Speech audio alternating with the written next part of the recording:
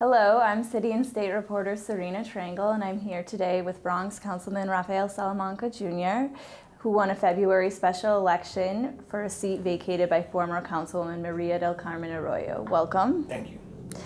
So, how have you been acclimating, and at this point, how would you describe your priorities? So I've been having fun, to be honest. Prior to being a council member, I was a district manager for a community board. And so it's very similar work to the work that I'm doing as a council member to district manager. The only difference is I have a bigger district, and being a council member gives you the authority to actually bring more results to the community.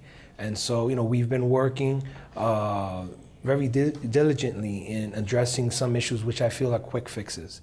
Our NYC developments, I have the third biggest NYC developments in the city of New York, and they're in need of big repairs. Now I understand that there's some repairs that can be done much quicker, such as the lighting in the staircases, improving lighting, improving safety, fixing the intercoms. And then there's certain repairs that can take a couple of years because they're bigger capital projects, such as changing the roofs, changing all the windows, in the entire NYC developments. So, that's where I'm at right now, and I have a good team behind me. We're having fun. Okay.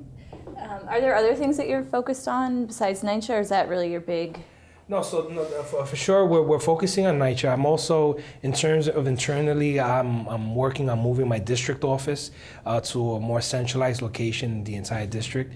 Yesterday, we got the lease approved. Okay. Yeah, so we'll be moving. Congrats. Thank you. So we'll be moving this month to Southern Boulevard in Westchester. We'll have a storefront. It'll be accessible to the constituents. But something that I'm also focusing on is in terms of the youth. Now that we're going through budget time, it's a great opportunity for me to meet with all the organizations that are providing services in my community, in which this council seat is giving them discretionary funds. So in meeting with all the groups, I'm seeing what exactly they're providing to our communities, and I'm learning in terms of some of the services that they're providing to our schools and services that they're providing to our youth and to our seniors. Something that I'm big on is to see how we can bring programs where our youth after school can go to a program, mentor or tutor a kid, and have some type of extracurricular activity, but get paid a stipend. Get paid something for it in terms of our teenagers to get them off the street. Okay. And in terms of NYC, I know you mentioned repairs and looking at, ways to do quick fixes quickly and long-term capital projects. As I'm sure the authority has fiscal concerns. And one of the things they have, proposed as a way to bring in more money is to build mixed-use developments on NYC land. What do you think of that proposal? I have not taken a position on it. I need to learn more on it. I sit on the Public Housing Committee. But before I do take a position on it, I want to have a greater conversation with NYC, and I also want to have a conversation with my tenant associations to see what their stance on it. I also want to sit with NYC in terms of to see what their proposal is. What land and which development are you planning to take over and give to a private developer so they can build? So you need to get an understanding of what their plan is. Okay. I know one of the first sort of major initiatives that you voted on was the two zoning proposals the mayor put forward. And I know you used to work for Community Board too, and when you voted in favor of these measures, mentioned that you felt there could have been better communication with the Community Board, that not everybody, including yourself, necessarily understood what the proposals would do. So could you give me a sense of sort of how things were explained to you when you were on the Community Board and what changed? Yeah, I'll make it very clear, and I'm not ashamed to say it. I think the city planning did a horrible job coming to the community boards and explaining to us what MIH and ZQA actually is and what it will do for our communities. We left there with the understanding that any new development that comes in, they're just gonna come, they're gonna build, they're gonna upzone, and they're gonna charge the 60% AMI. And in terms of the zoning component, we were totally confused. We had no idea what was happening. All we knew is you're gonna take parking away from us. And so when I came to city council, this was a hot topic. And I knew that there was negotiations occurring.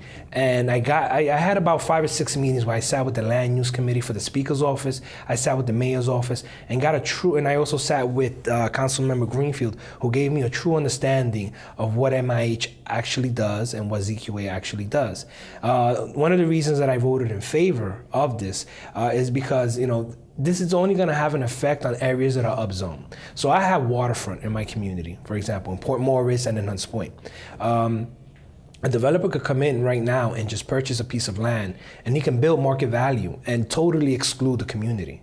What MIH does is that if they're changing the zoning, it's mandatory to add affordable housing to this building. So you can have a beautiful building where you have beautiful waterfront. It's market value, but a certain percentage of these apartments have to be affordable. So residents in our community have access to these apartments. And ultimately, to know that the council member in that district has the last say-so in terms of if the project is going to occur and what AMIs, what rents are going to be charged, as long as it averages out to 60%, I felt good about it. And in terms of the ZQA, in terms of the zoning, to know that, no, you're not just taking parking away from us, but you're giving, senior buildings the opportunity, if there's a parking lot that's not really being utilized, to build another senior building for residents of our community.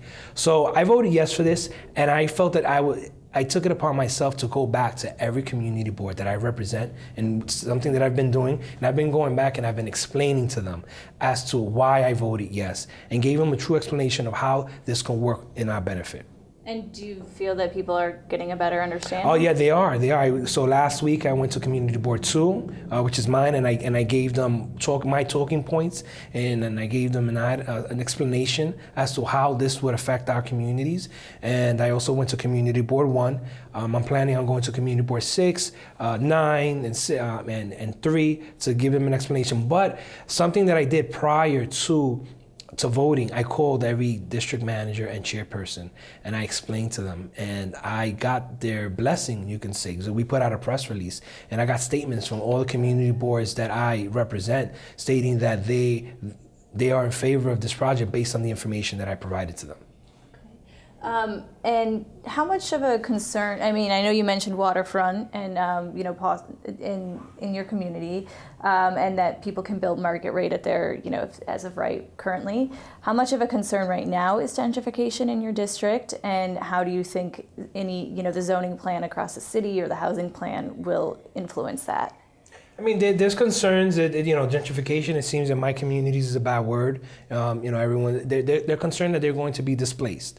And what I do is that I ensure residents in my community that as their council member, someone that's lived in this community, born and raised, raising his family there. I have friends and family that live in this community. They want to, their families want to go to school. You have children that want to go to school, come back, and they want to be able to afford apartments in their own communities.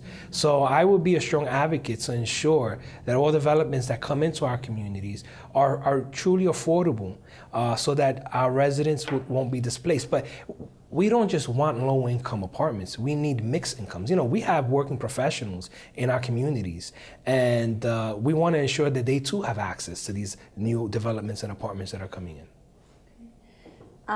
Councilman Rafael Salamanca, thank you for joining us. All right, well, thank you for having me here.